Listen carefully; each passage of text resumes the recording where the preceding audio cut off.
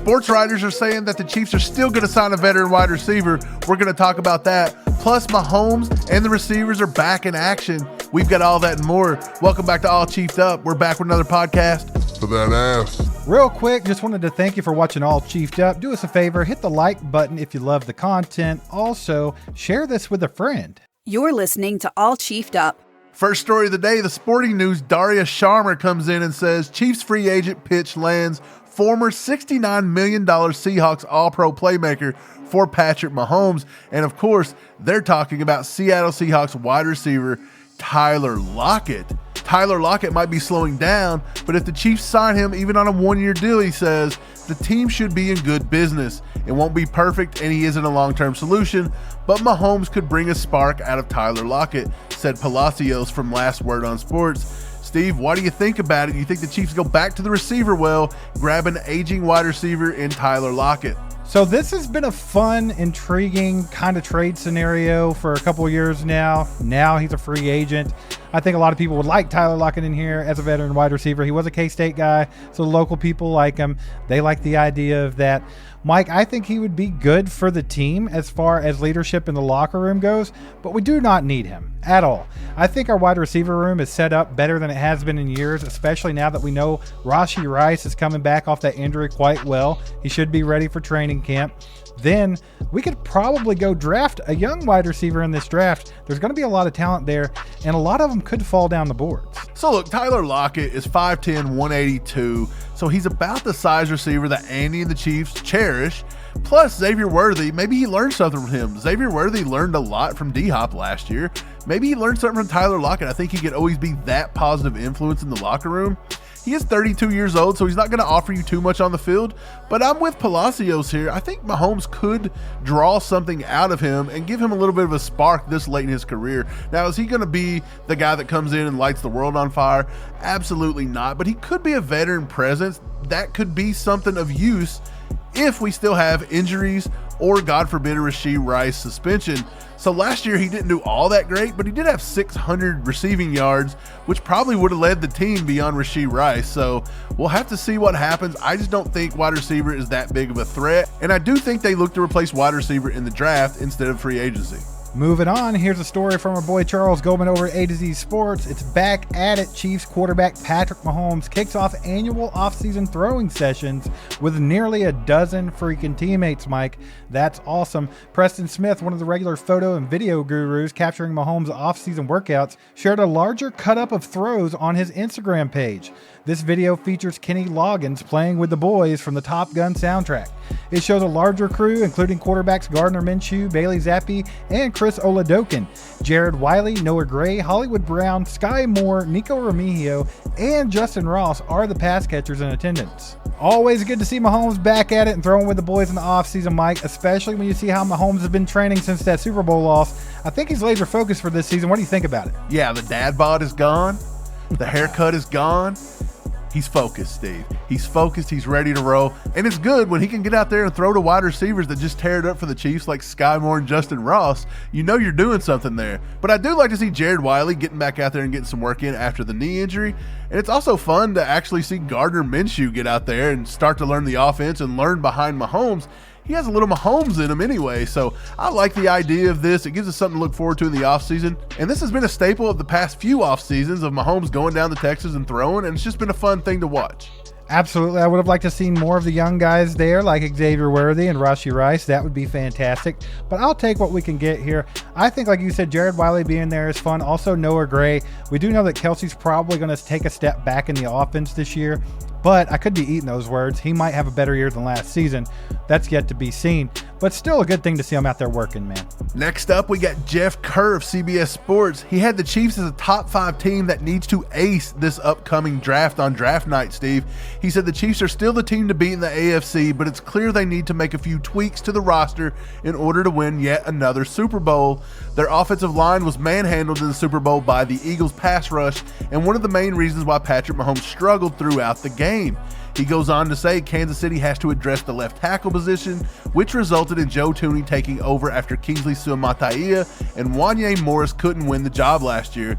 They also traded Joe Thuney, so the entire left side of the offensive line has to be revamped. Lastly, he says the Chiefs could also use depth at defensive tackle and could also use a long-term replacement for Travis Kelce. The Super Bowl window is always open for Patrick Mahomes, but the Chiefs can immediately improve their roster by hitting on their top 4 picks. All 3 in the first rounds, number 31, 63, 66, and 95. Steve, that's 4 top 100 picks. And also, Kerr doesn't sound like a slapnut. He's giving the Chiefs their respect. The Super Bowl window is not over as long as Patrick Mahomes is playing. Absolutely, baby. But get that timer going, get that oven preheated, because Brett Veach can cook right here, bro. 4 top 100 picks. This roster is already set up to where he should be able to take best player available in this draft. If you don't have to pigeonhole yourself to certain positions, you can win a draft that way. It's very, very hard when you go in and you have to have a tackle. You have to have a defensive tackle. You have to have a wide receiver. We don't have to do any of that. Whoever is the best player on Brett Veach's board when we go to pick is going to be who they pick. And that can be a good thing. We've seen that happen a few years ago with Trent McDuffie, George Karlaftis, and the likes. That was a good draft for him. I think this is shaping up to be a good one. And there are a lot of good players in this draft that could even fall out of the top 100 to fill some of these holes. Oh yeah, right off the rip, I'm getting that leather and tobacco vibe and that bourbon vanilla. This stuff right here, straight fire, baby. You work hard, you play hard, and we know Chiefs Kingdom cheers hard. And when you do that, it's obvious you work up a little stank. I mean, come on, we're stinky humans who survive on barbecue and Patrick Mahomes highlights. But you don't always want to be at musty level 10. We don't. We're trying to smell nice. And for us, it's this right here, Mando, baby. You wake up, you shower, you start your day, but eventually you start to get a little, ripe. You catch a whiff and you just pray nobody else is offended by your stank bubble. You don't have to walk around smelling like Bigfoot's. Grab yourself some Mando full body deodorant or some Mando whole body deodorant spray. They even have whole body deodorant cream. You have no reason to stink. We absolutely love Mando, and that's why we partnered with them to bring their goodness to you. Look, we're super big into fragrances and colognes, and this stuff smells fantastic. This is bourbon leather, and it smells incredible. There's so many reasons to love it. It's safe to use for your pits, to your balls, to your big old disgusting filthy feet. It was created by an actual doctor who wanted to stop the misdiagnosis and mistreatment of odors. Mando is clinically proven to block odor all day and control odor for up to 72 hours. And no, that doesn't mean you can be a degenerate piece of and not shower for real. It helps with odor. It doesn't perform miracles. There's 4 scents. This bourbon leather here is fantastic. They also have Clover Woods, Mount Fuji, and Pro Sport scent. So do you want to try America's #1 whole body deodorant formula? Of course you do. You can find them at Walmart, Target, and other retailers across the country. But for the best deals, go to shopmando.com. You can pick up a Mando starter pack. It's absolutely perfect for new customers. It comes with a solid stick deodorant, cream tube deodorant, 2 free products of your choice like a mini body wash or deodorant wipes, and you get free shipping. Free shipping is huge. I've been known not to order $100 worth of stuff because I didn't want to pay $10 for shipping. But this is what I want to offer to the ACU crew because you guys are special. New customers get $5 off a starter pack with our exclusive code. That equates to over 40% of your starter pack when using our code ACU to shopmando.com. That's SHOPMANDO.com. Please support our show and tell them we sent you. And if you don't love it, they'll give you a full refund up to 60 days later. That's how confident Mando is that your balls won't stink. Go to shopmando.com and use code ACU to get 40% and free shipping off your Mando starter pack. Smell fresher, stay drier, and boost your confidence head to toe with Mando. Yeah, we just did a mock draft last night, Steve, with all the ACU crew. So if you haven't watched that video, get over there and watch our live stream from last night. I'll bring it up here for you. We actually got Darius Alexander after trading out of round 1 because we didn't like any of the options. That's a nice defensive tackle out of Toledo, Steve. I think he's a top 30, 35 player in this draft. Then we went on to get Quinshon Judkins, who was a draft fan favorite for Chiefs Kingdom in our chat. So we took Judkins for them. Then we got Jalen Royals, and then Milam. We addressed that tackle there, Steve. He can also be a Pro Bowl left guard. To me, he acts just like Joe Tooney. He looks like Joe Tooney. I really like Milam, and he played left tackle over 2,000 snaps at West Virginia, never give up a sack in his entire career there playing left tackle. And then at pick 105, we actually got Harold Fannin Jr., which a lot of Chiefs Kingdom think could be a weapon in this offense. If you want to see rounds 5 through 7, get over there and watch that video, Steve. But what did you think about our mock draft we done last night? Absolutely love the way it played out. I wasn't for sure at first when we traded back. We didn't get any of the tackles we kind of had our eye on early, so we had to go a different route. But I do like the Quinshon Judkins pick right there. I think that's good value.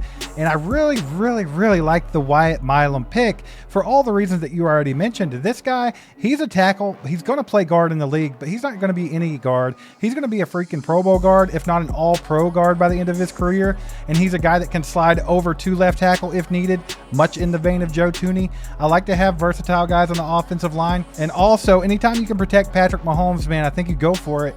I also like that Jalen Royals pick, Steve. He's one of our favorite sleeper type wide receivers, even though a lot of people know who Jalen Royals is.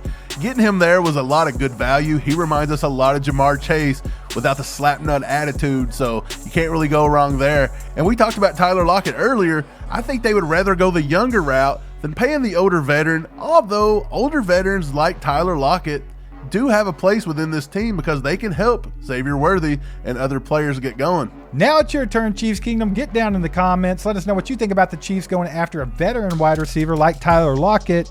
Also, do you like Mahomes getting back out there on the field, get that arm loosened up with the boys in the offseason? That's always fun. Lastly, did you like the mock draft we did? Let us know down in the comments, and go watch the rest of it right after this video. That's going to wrap it up for today. Thanks for liking, subscribing, clicking that bell. Share this with a friend. We'll catch you next time. Go Chiefs.